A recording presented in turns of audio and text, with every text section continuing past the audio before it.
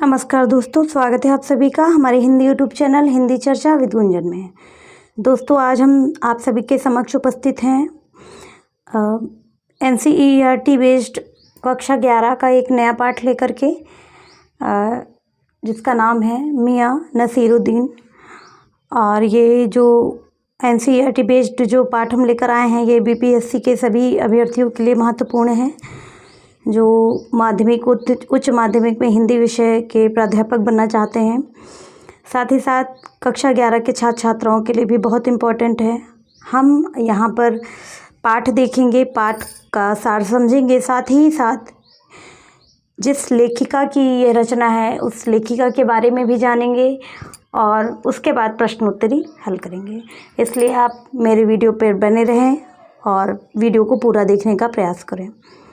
यदि आप मेरे चैनल पर नए हैं तो चैनल को सब्सक्राइब जरूर कर लें। चलिए चलते हैं पाठ की ओर।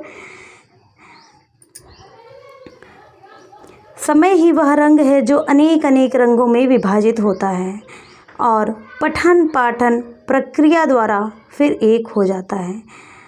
ये दो पंक्तियां हैं। इसके बाद देखते हैं कृष्णा सोबती जी के बारे में। इनका जन्म जो है, कृष्णा सोबती जी का जो जन्म हुआ है वो 18 फरवरी 1925 ईस्वी को हुआ है गुजरात में, और जो कि पश्चिमी पंजाब वर्तमान में ये पाकिस्तान के अंतर्गत आता है। ठीक है, ये क्षेत्र पाकिस्तान के अंतर्गत आता है। और इनकी जो प्रमुख रचनाएं हैं वो देख लेते हैं, बहुत महत्वपूर्ण होंगी आप सभी के एग्ज़ाम के लिए। ठीक है, कृष्णा सोबती की जो प्रमुख रचनाएं हैं उनमें ज़िंदगी नामा है, दिलो दानिश है, ए लड़की और समय सरगम, ये 4 इनकी उपन्यास हैं। ठीक है, उसके बाद है डार से बिछुड़ी, मित्रों मर जानी, बादलों के घेरे, सूरजमुखी अंधेरे के, ये इनका कहानी संग्रह है। साथ ही साथ इन्होंने हम हशमत और शब्दों के आलोक में शब्द चित्र या संस्मरण इन्होंने लिखे हैं। ठीक है दोस्तों, अब आगे बढ़ते हैं। हम इनको कौन कौन से सम्मान मिले हैं कृष्णा सोबती जी को वह देखते हैं। बहुत ही प्रसिद्ध लेखिका रही हैं, इनकी सभी रचनाएं बहुत लोकप्रिय हैं और NCERT के साथ ही साथ अन्य बहुत सारे बोर्डों में भी इनकी रचनाएं लगी हुई हैं। ठीक है, आगे देखते हैं इनको कौन कौन से सम्मान मिले हैं। साहित्य अकादमी सम्मान, हिंदी अकादमी का शलाघा सम्मान, साहित्य अकादमी की महत्तर सदस्यता और सहित अनेक राष्ट्रीय पुरस्कार इन्हें प्राप्त हुए हैं। साथ ही साथ इनकी जो मृत्यु हुई है वह सन 25 फरवरी 2019 को इनकी मृत्यु हुई है। ये तो था कृष्णा सोबती जी के बारे में कुछ ज़रूरी बातें, और आइए देखते हैं आगे इनके बारे में कुछ। हिंदी कथा साहित्य में कृष्णा सोबती की विशिष्ट पहचान है। वे मानती हैं कि कम लिखना विशिष्ट लिखना है। यही कारण है कि उनके संयमित लेखन और साफ सुथरी रचनात्मकता ने अपना एक नित नया पाठक वर्ग बनाया है। उनके कई उपन्यासों, लंबी कहानियों, संस्मरणों ने हिंदी के साहित्यिक संसार में अपनी दीर्घजीवी उपस्थिति सुनिश्चित की है। उन्होंने हिंदी साहित्य को कई ऐसे यादगार चरित्र दिए हैं जिन्हें अमर कहा जा सकता है, जैसे मित्रों, शाहिनी, हशमत आदि। ठीक है, ये चरित्र हैं, पात्रों के नाम हैं। साथ ही साथ भारत पाकिस्तान पर जिन लेखकों ने हिंदी में काली रचनाएं लिखी उनमें कृष्णा सोबती का नाम पहली कतार में रखा जाएगा।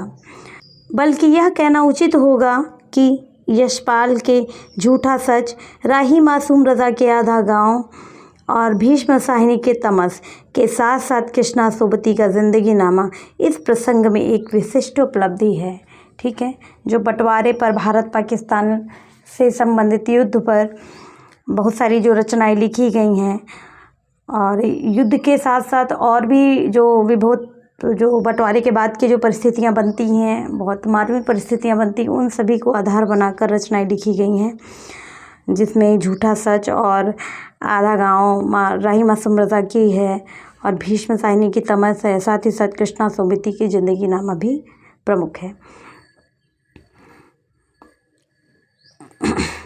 संस्मरण के क्षेत्र में हम हशमत शीर्षक से उनकी कृति का विशिष्ट स्थान है, जिसमें अपने ही एक दूसरे व्यक्तित्व के रूप में उन्होंने हशमत नामक चरित्र का सृजन कर एक अद्भुत प्रयोग का उदाहरण प्रस्तुत किया है।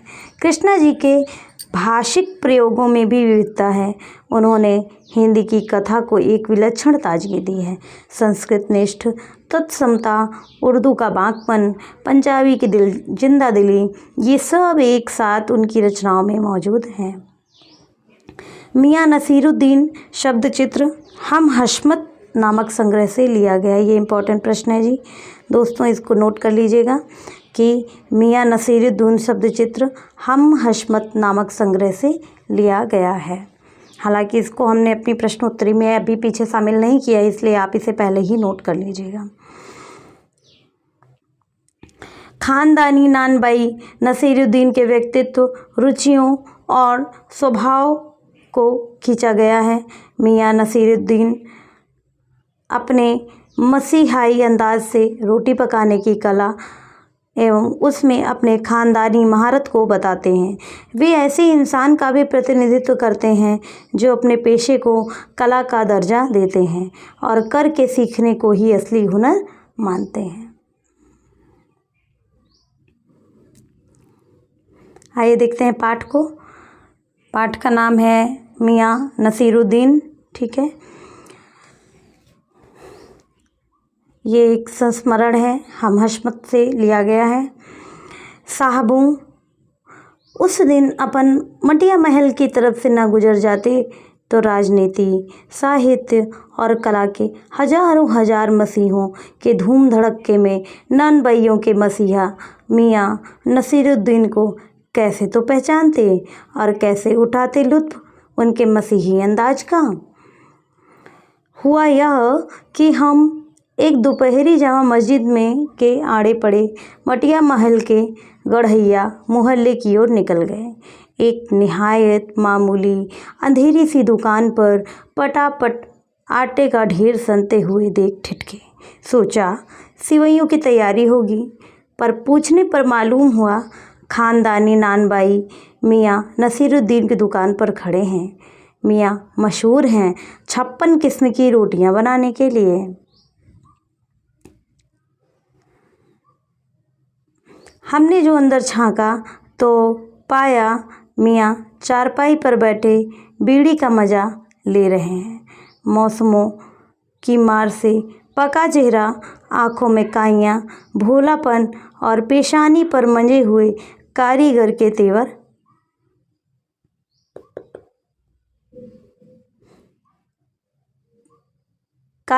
तेवर हमें गाहक समझ मियां ने नज़र उठाई। फरमाइए। झिझक से कहा, आपसे कुछ एक सवाल पूछने थे, आपको वक्त तो हो तो? मियां नसीरुद्दीन ने पंच हजारी अंदाज से सिर हिलाया। निकाल लेंगे वक्त थोड़ा, पर यह तो कहिए आपको पूछना क्या है? फिर घूर कर देखा और जोड़ा, मियां कहीं अखबार नवीस तो नहीं हो? यह तो खोजियों की खुराफात है। हम तो अखबार बनाने वाले और अखबार पढ़ने वाले दोनों को ही निठल्ला समझते हैं। हाँ, कामकाजी आदमी को इससे क्या काम है। खैर, आपने यहाँ तक आने की तकलीफ़ उठाई ही है तो पूछिए, क्या पूछना चाहते हैं? पूछना यह था कि किस्म किस्म की रोटी बनाने का इल्म आपने कहाँ से हासिल किया? मियां नसीरुद्दीन ने आँखों के कंचे पर हम पर फेर दिए, फिर तरीर कर बोले, क्या मतलब? पूछिए साहब, नानबाई इल्म कहीं और ले जाएगा क्या? नगीना साज के पास, क्या आईना साज के पास, क्या मीना साज के पास, या रफूगर, रंगरेज या तेली तंबोली से सीखने जाएगा? क्या फरमा दिया साहब, यह तो हमारा ख़ानदानी पेशा ठहरा। हाँ, इल्म की बात पूछिए तो जो कुछ भी सीखा अपने वालिद उस्ताद से ही, मतलब यह कि हम घर से ना निकले कि कोई पेशा अख्तियार करेंगे। इन्होंने अपने पिता से ही यह कला सीखी। बाप दादा का हुनर था, वही उनसे पाया और वालिद मरहूम के उठ जाने पर आ बैठे उन्हीं के ठिये पर। आपके वालिद? मियाँ नसीरुद्दीन की आंखें लम्हा भर को किसी भट्ठी में गुम हो गई। लगा गहरी सोच में है। फिर सिर हिलाया। हाँ, क्या आंखों के आगे चेहरा जिंदा हो गया? हाँ, हमारे वालिद साहिब मशहूर थे मियाँ बरकत शाही नानबाई गढ़ैया वाले के नाम से, और उनके वालिद यानी हमारे दादा साहिब थे आला नानबाई मियाँ कल्लन। आपको इन दोनों में से किसी की भी कोई नसीहत याद हो? नसीहत काहे की मियाँ? काम करने से आता है, नसीहतों से नहीं। वज़ा फरमाया है। पर या तो बताइए कि जब आप हमने भट्ठी की ओर इशारा किया, इस काम पर लगे, तो वालिद साहब ने सीख के तौर पर कुछ तो कहा होगा। नसीरुद्दीन साहिब ने जल्दी 2-3 कश खींचे, फिर गला साफ किया और बड़े अंदाज से बोले, अगर आपको कुछ कहलवाना ही है तो बताए देते हैं। आप जानो, जब बच्चा उस्ताद के यहाँ पढ़ने बैठता है तो उस्ताद कहता है, कह आलिफ, बच्चा कहता है अलिफ, कह बे, बच्चा कहता है बे, कह जीम, बच्चा कहता है जीम। इस बीच उस्ताद जोर का एक हाथ सिर पर धरता है और शागिर्द चुपचाप परवान करता है। समझे साहिब? एक तो पढ़ाई ऐसी, और दूसरी बात बीच में छोड़ सामने से गुजरती मीर साहब को आवाज़ दे डाली, कहो भाई मीर साहिब, सुबह ना आना हुआ? पर क्यों? मीर साहब ने सिर हिलाया। मियाँ अभी लौट के आते हैं तो बतावेंगे। आप दूसरी पढ़ाई की बाबत कुछ कह रहे थे ना? इस बार मियाँ नसीरुद्दीन ने यूँ सिर हिलाया कि सुकरात हो। हाँ, एक दूसरी पढ़ाई भी होती है, सुनिए। अगर बच्चे को भेजा मदरसे तो बच्चा न कच्ची में बैठा, न बैठा वह पक्की में, और न दूसरे में, और जा बैठा तीसरे में। हम पूछेंगे कि उन 3 ज़मानतों का क्या हुआ इन 3 क्लासों का? अपना ख्याल था कि मियाँ नसीरुद्दीन नानबाई अपनी बात का निचोड़ भी निकालेंगे, पर हम ही बेदागते रहे। आप ही बताइए, उन 2-3 जमानतों का क्या हुआ? यह बात मेरी समझ के तो बाहर है। इस बार शाही नानबाई मियाँ कल्लन के पोते अपने बचे खुचे दांतों से खिलखिला के हंस दिए। मतलब मेरा क्या साफ न था? लो साहिबो, अभी साफ हुआ जाता है, ज़रा सी देर को मान लीजिए। हम बर्तन धोना ना सीखते, हम भट्टी बनाना ना सीखते, भट्टी को आँच देना ना सीखते, तो क्या हम सीधे नानबाई का हुनर सीख जाते? मियाँ नसीरुद्दीन हमारी ओर कुछ ऐसे देखा कि उन्हें हमसे जवाब पाना हो। फिर बड़े ही मज़े अंदाज में कहा, कहने का मतलब यह कि तालीम भी बड़ी चीज़ है। सिर हिलाया है साहिब, माना? मियाँ नसीरुद्दीन जोश में आ गए। हमने न लगाया होता खोमचा तो आज क्या यहाँ बैठे होते? मियाँ को खोमचे वाले दिनों में भटकते देख हमने बात का रुख मोड़ा। आपने ख़ानदानी नानबाई होने का जिक्र किया, क्या यहाँ और भी नानबाई हैं? मियाँ ने घूरा, बहुतेरे, पर ख़ानदानी नहीं। सुनिए, दिमाग में चक्कर काट गई है एक बात। हमारे बुजुर्गों से बादशाह सलामत ने यूँ कहा, मियाँ नानबाई, कोई नई चीज़ खिला सकते हो? हुक्म कीजिए जहाँ पनाह। बादशाह सलामत ने फरमाया, ऐसी कोई चीज़ बनाओ जो ना आग से पके ना पानी से बने। ठीक है, बादशाह सलामत ने फरमाया कि ऐसी कोई चीज़ बनाओ जो ना आग से पके और ना पानी से बने। क्या बनी उनसे ऐसी चीज़? क्यों ना बनती साहिब? बनी, और बादशाह सलामत ने खूब खाई और खूब सराही। लगा हमारा आना कुछ रंग लाया चाहता है। बेसब्री से पूछा, वह पकवान क्या था? कोई खास ही चीज़ होगी? मियाँ जी कुछ देर सोच में खोए रहे। सोचा पकवान पर रोशनी डालने को है कि नसीरुद्दीन साहिब बड़ी रुखाई से बोले, या हम ना बताएंगे, बस आप इतना समझ लीजिए कि एक कहावत है कि ख़ानदानी नानबाई कुएं में भी रोटी पका सकता है। कहावत जब भी गढ़ी गई हो, हमारे बुजुर्गों के कर्तव्य पर ही पूरी उतरती है।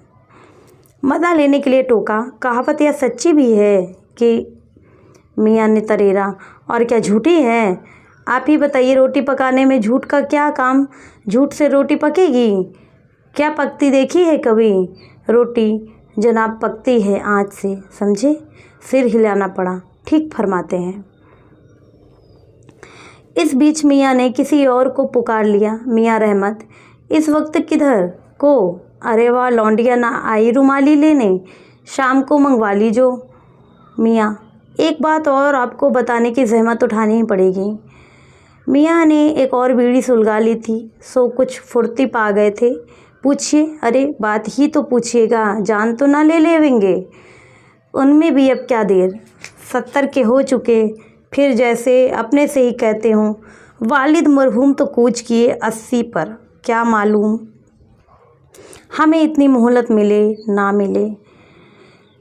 इस मजनून पर हमसे कुछ कहते न बनाया तो कहा, अभी यही जानना था कि आपके बुजुर्गों ने शाही बावर्ची खाने में तो काम किया ही होगा।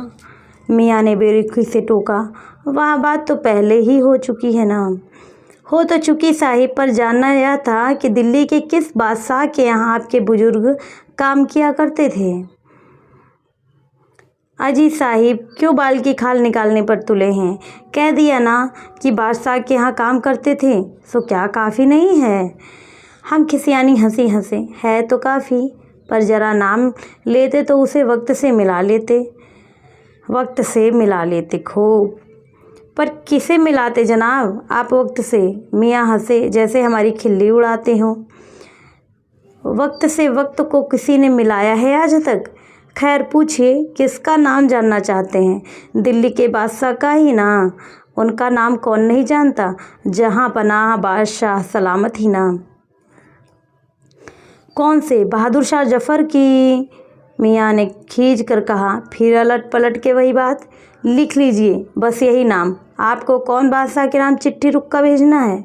डाक खाने वालों के लिए सही नाम पता ही ज़रूरी है। हमने बिटिर बिटिर अपनी तरफ देखते पाया तो सिर हिलाकर अपने कारीगर से बोले, अरे ओ बब्बन मियाँ, भट्टी सुलगा दो तो काम से निपटे। यह बब्बन मियाँ कौन है साहिब? मियाँ ने रुखाई से जैसे फांकी काट दी हो। अपने कारीगर और कौन होंगे? मन में आया पूछ लें, आपके बेटे बेटियां हैं? पर मियाँ नसीरुद्दीन के चेहरे पर किसी दबे हुए अंधड़ के आसार देखकर मजमूम ना छेड़ने का फैसला किया। इतना ही कहा, ये कारीगर लोग आपकी शागिर्दी करते हैं? खाली शागिर्दी ही नहीं साहिब, गिन के मजदूरी देता हूँ। 2 रुपये मन आटे की मजूरी, 4 रुपये मन मैदे की मजूरी। हाँ, ज़्यादातर भट्टी पर कौन सी रोटियां पका करती हैं? मियाँ को अब तक इस मजमून में कोई दिलचस्पी बाकी न रही थी, फिर भी हमसे छुटकारा पाने को बोले, बाकर खानी, शीरमाल, ताफ्तान, बेसनी, खमीरी, रुमाली, गाव, दीदा, गाजेबान, तुनकी, ये रोटियों के प्रकार हैं दोस्तों। फिर तेवर चढ़ा, हमें घूर कर कहा, तुनकी पापड़ से ज़्यादा महीन होती है। महीन? हाँ, किसी दिन खिलाएंगे आपको। एकाएक मियाँ की आंखों के आगे कुछ कौंध गया। एक लंबी सांस भरी और किसी गुमशुदा याद को ताज़ा करने को कहा। उतर गए वे ज़माने और गए वे कदरदान जो पकाने खाने की कदर किया करते थे या कदर जानते थे। मियाँ अब क्या रखा है, निकाली तंदूर से निगली और हजम। इस प्रकार ये मियाँ नसीरुद्दीन की चर्चा जो कृष्णा सोबती जी कर रही थी उस पाठ का समापन हो गया। और यह पाठ एक पेशेवर रोटी बनाने वाले के ऊपर है जिनका नाम नसीरुद्दीन है, मियाँ नसीरुद्दीन। और ये अपने आप को एक ख़ानदानी नान भाई कहते हैं कि इनके पिता, इनके बाप दादे किसी राज जहाँ पनाह के यहाँ काम किया करते थे। ठीक है, उन पर ये कहानी है। और यहाँ लेखिका उनसे कुछ प्रश्नोत्तरी कर रही हैं और प्रश्नों के जिस तरीके से इन्होंने जवाब दिए हैं वो थोड़ा सा कुछ हास्यपरक भी हैं। और आइए देखते हैं कुछ प्रश्नोत्तरी कि कुछ पाठ। यहाँ एक प्रश्न है कि मियाँ नसीरुद्दीन नामक पाठ की लेखिका का क्या नाम था? तो उत्तर है कृष्णा सोबती। कृष्णा सोबती ने इसको लिखा था। और यहाँ हम बताते चलें, यह जो मियाँ नसीरुद्दीन है ये हम हशमत, यह इनका संस्मरणात्मक ग्रंथ है, उससे लिया गया है। ठीक है, आगे है मियाँ नसीरुद्दीन नामक पाठ में किसके व्यक्तित्व का शब्द चित्र अंकित किया गया है? तो इसका जो सही उत्तर है वो है ऑप्शन मियाँ नसीरुद्दीन का। ठीक है, अगला प्रश्न देखते हैं कि मियाँ नसीरुद्दीन कितने प्रकार की रोटी बनाने के लिए मशहूर हैं? तो इसका उत्तर है 56 प्रकार की रोटी। और अगला प्रश्न है लेखिका ने मियाँ नसीरुद्दीन से सबसे पहले कौन सा प्रश्न किया था? कि आपसे कुछ सवाल पूछने थे, ऐसा उन्होंने एक प्रश्न किया था। ठीक है, अगला प्रश्न है कि लेखिका ने मियाँ नसीरुद्दीन से सबसे पहले कौन सा प्रश्न किया था? और ये हमको लगता है रिपीट हो गया है दोस्तों, थोड़ा 2 बार पूछने थे। फिर है प्रश्न है मियाँ नसीरुद्दीन ने लेखिका को क्या समझा? और जब पहली बार इन्होंने कुछ कहा कि आपसे कुछ पूछना था, तो उसके बाद नसीरुद्दीन ने यही सोचा कि शायद ये अखबार वाली हैं, लेखिक पत्रकार हैं, कोई हमसे सवाल इसलिए कुछ बाल का खाल निकाल कर सवाल पूछना चाहते हैं, तो उन्होंने अखबार नवीस कहा था। और इन्होंने यहाँ पर एक और बात देखते चलिए, एक प्रश्न और बन रहा है कि जो अखबार नवीस लेखिका को समझा था मियाँ नसीरुद्दीन ने, तो जो अखबार पढ़ने वाले होते हैं, अखबार पढ़ने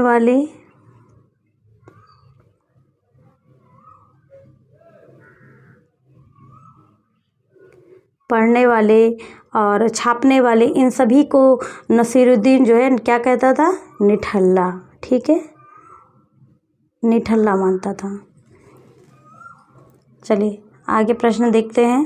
प्रश्न संख्या 7, मियाँ नसीरुद्दीन अपना उस्ताद किसे मानते हैं? उत्तर है अपने वालिद को, यदि अपने पिता को उस्ताद मानते थे। प्रश्न है मियाँ नसीरुद्दीन के वालिद का क्या नाम था? तो इनके पिता का नाम बरकत शाही था। ठीक है दोस्तों, ये आज की प्रश्नोत्तरी खत्म होती है। और वीडियो कैसा लगा आप ज़रूर बताएंगे, और किस प्रकार के वीडियोस चाहिए ये भी कमेंट बॉक्स में ज़रूर शेयर करिएगा। चैनल को सब्सक्राइब ज़रूर करिएगा और वीडियो को लाइक शेयर ज़रूर करिएगा। पूरा वीडियो देखने के लिए आप सभी का धन्यवाद।